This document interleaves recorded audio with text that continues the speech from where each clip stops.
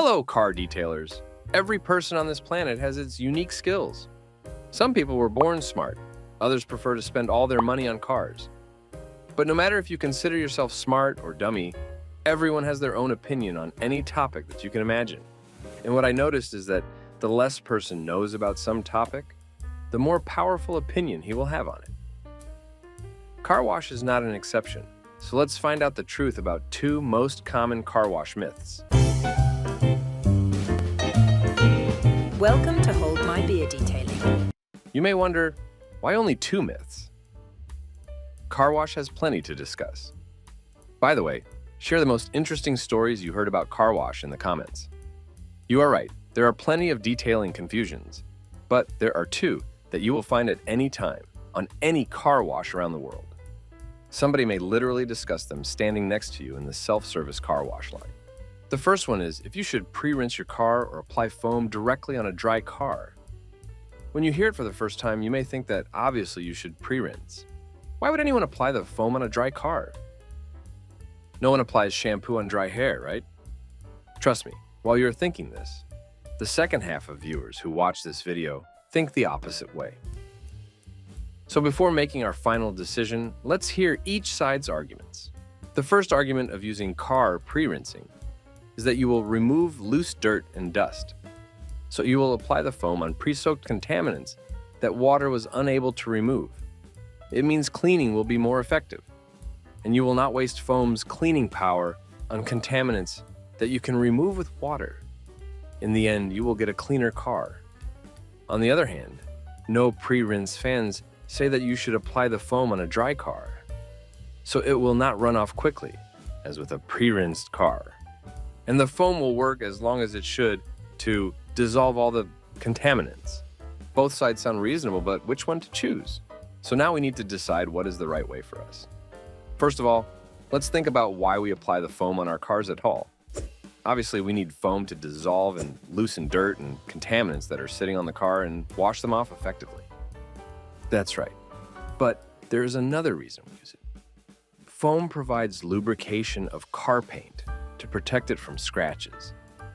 If you pressure wash sand particles without lubrication, they may leave scratches. Not fast, but if you will make it every week for a couple of years, you may make your car dull and scratched. Cool, then problem solved. Pre-foam side wins, and now we can continue watching Mr. Beast. Well, it's not quite right. We also need to think about one specific precaution of car foam. If you read the instructions for your car shampoo, you will probably find that you are not allowed to apply it on a hot surface and let the foam dry on the paint. How you can make it if you live, for example, in California, where all the surfaces are hot. As well, you can also face such problems in winter, as your engine gets hot and warms up the hood, and fenders which will cause foam to dry faster.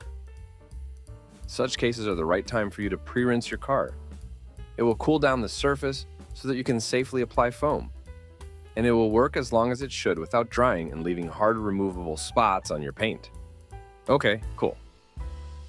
So we need to pre-rinse, but what about leaving scratches? In order for you to avoid scratches with no foam pre-rinsing, you should keep a bigger distance between the car and the nozzle of your pressure washer, so there will be no high pressure that can cause scratches. It's funny that both sides are right and wrong at the same time. And this can get a bit confusing for beginners, so let's summarize it. First, washing a car with or without pre-rinsing will not make it cleaner.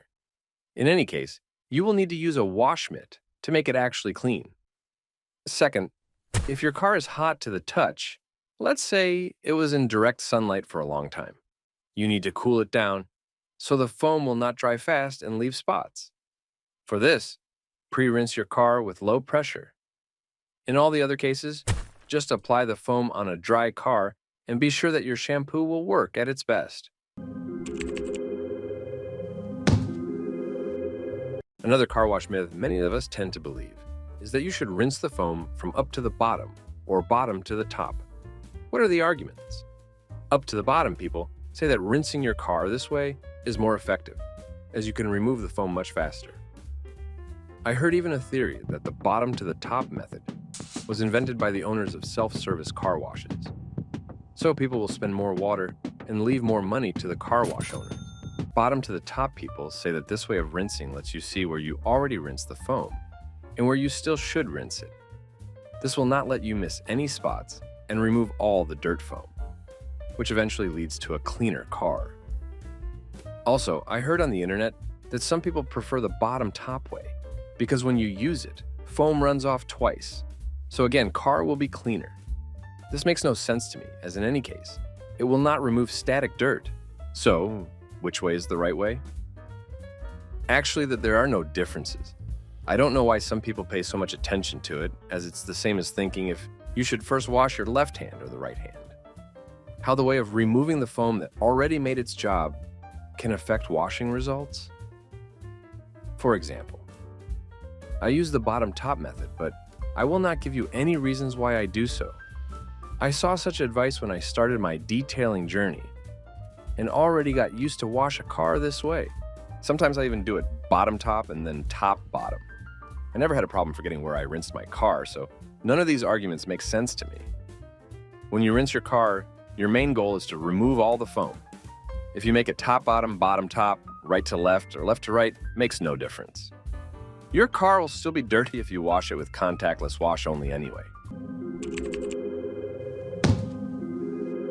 Today, we busted 2 main car wash myths. Hope you will not pay excessive attention to them anymore.